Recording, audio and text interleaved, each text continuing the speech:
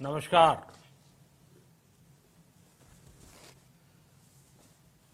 Corona वैश्विक महामारी के खिलाफ लड़ते लड़ते अब हम अनलॉक 2 में प्रवेश कर रहे हैं और हम उस मौसम में भी प्रवेश कर रहे हैं जहां सर्दी, जुकाम, खांसी, बुखार ये सारे न जाने क्या क्या होता है, ये मामले बढ़ जाते हैं। ऐसे में मेरी आप सभी देशवासियों से प्रार्थना है कि ऐसे समय अपना ध्यान रखिए। साथियों, ये बात सही है कि अगर कोरोना से होने वाली मृत्यु दर को देखें तो दुनिया के अनेक देशों की तुलना में भारत संभली हुई स्थिति में है। समय पर किए गए लॉकडाउन और अन्य फैसलों ने भारत में लाखों लोगों का जीवन बचाया है, लेकिन हम ये भी देख रहे हैं कि जब से देश में अनलॉक 1 हुआ है, व्यक्तिगत और सामाजिक व्यवहार में लापरवाही जरा बढ़ती ही चली जा रही है। पहले हम मास्क को लेकर, 2 गज की दूरी को लेकर 20 सेकंड तक दिन में कई बार हाथ धोने को लेकर बहुत सतर्क थे, लेकिन आज जब हमें ज्यादा सतर्कता की जरूरत है तो लापरवाही बढ़ना बहुत ही चिंता का कारण है। साथियों, लॉकडाउन के दौरान बहुत गंभीरता से नियमों का पालन किया गया था। अब सरकारों को, स्थानीय निकाय की संस्थाओं को, देश के नागरिकों को फिर से उसी तरह की सतर्कता दिखाने की जरूरत है। विशेषकर कंटेनमेंट जोन्स, उस पर तो हमें बहुत ध्यान देना होगा। जो भी लोग नियमों का पालन नहीं कर रहे हैं, हमें उन्हें टोकना होगा, रोकना होगा और समझाना भी होगा। अभी आपने खबरों में देखा होगा, एक देश के प्रधानमंत्री पर 13,000 रुपये का जुर्माना इसलिए लग गया क्योंकि वो सार्वजनिक स्थल पर मास्क पहने बिना गए थे। भारत में भी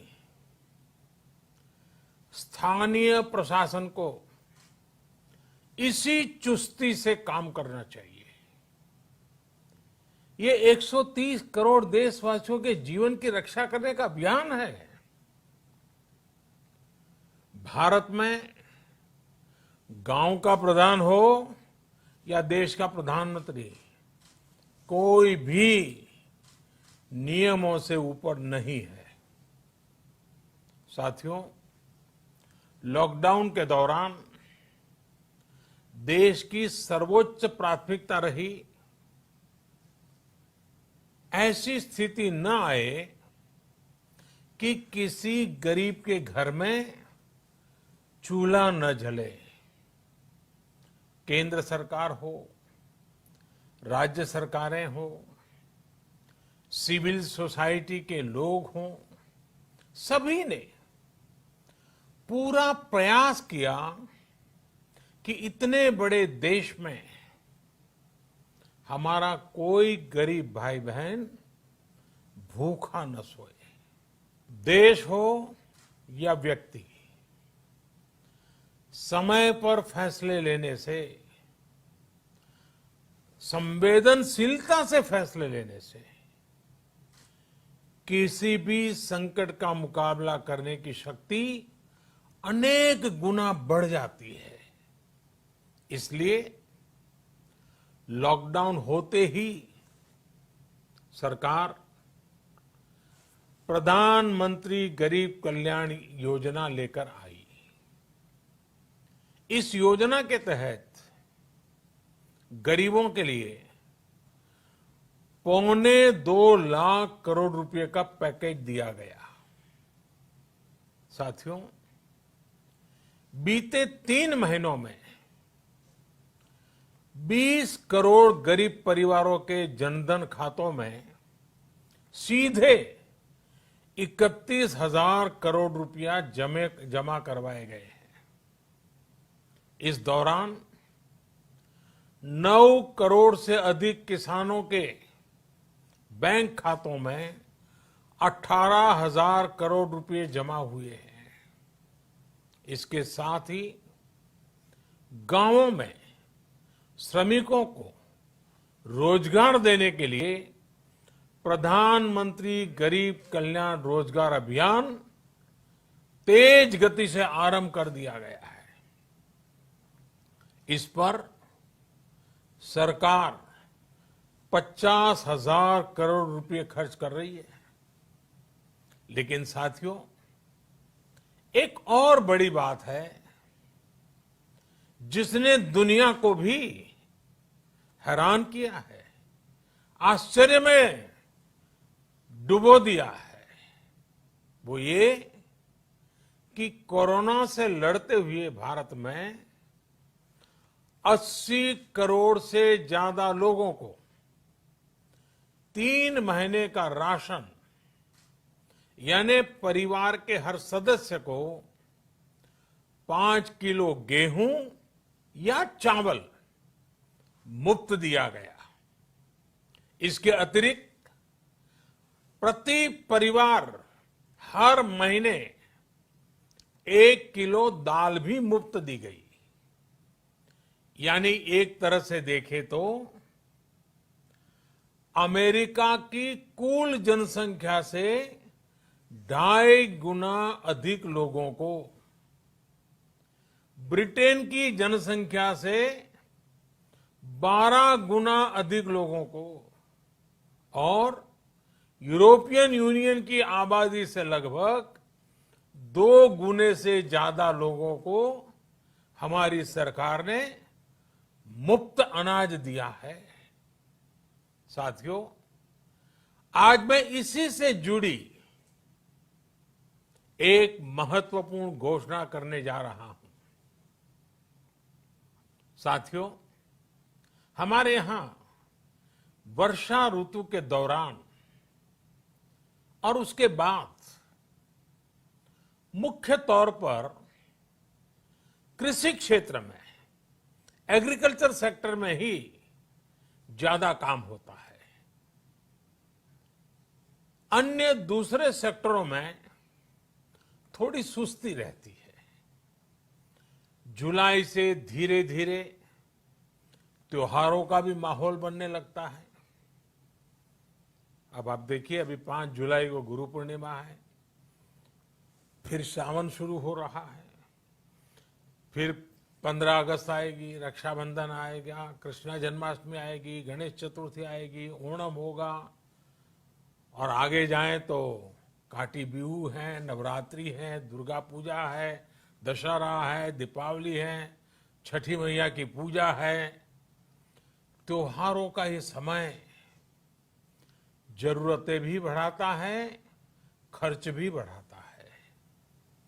इन सभी बातों को ध्यान में रखते हुए ये फैसला लिया गया है कि प्रधानमंत्री गरीब कल्याण अन्न योजना का विस्तार अब दिवाली और छठ पूजा तक, यानी नवंबर महीने के आखिर तक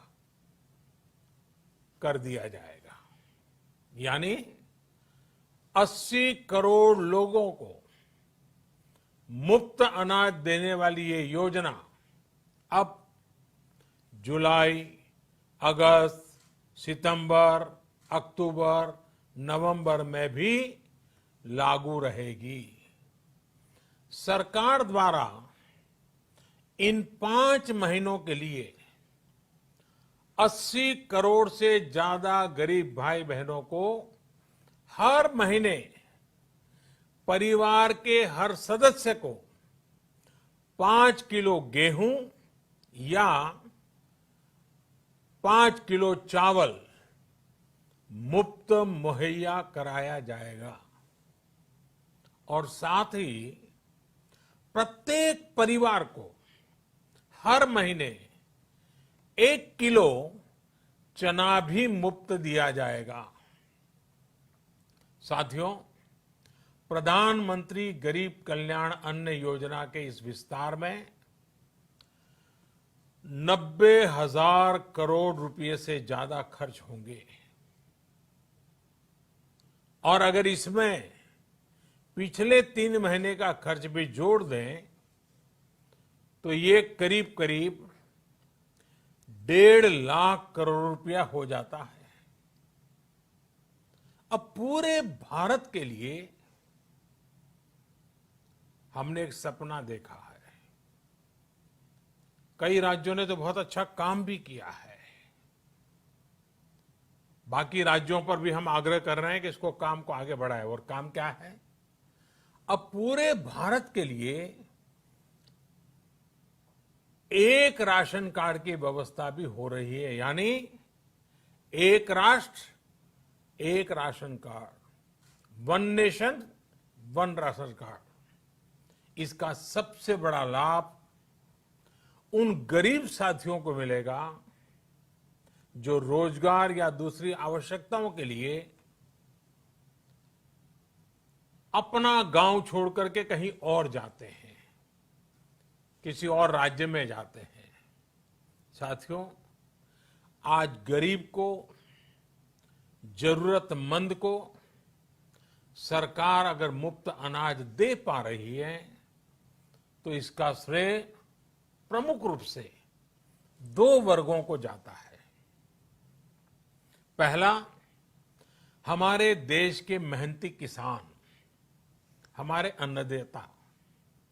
और दूसरा, हमारे देश के ईमानदार टैक्स पेयर।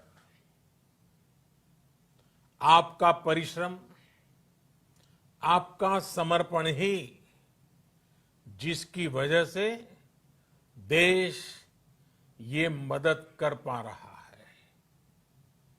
आपने देश का अन्न भंडार भरा है, इसलिए आज गरीब का, श्रमिक का चूल्हा जल रहा है।